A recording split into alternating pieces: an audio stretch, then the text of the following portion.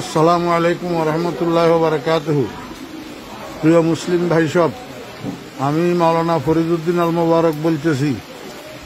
আমার মাদ্রাসা উত্তর হরিপুর জমিরিয়া মাদ্রাসা, বাংলা বাজার, ছাগলনাইয়া, ফেনী সম্পূর্ণ পানির নিচে নিমজ্জিত।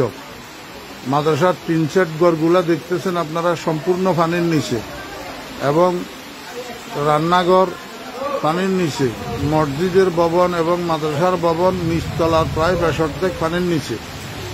মাদ্রাসার নিচে নামলেই অঠাই পানি, যেখানে ছাত্র শিক্ষকদের মাথার উপরেও 1 হাত পানি।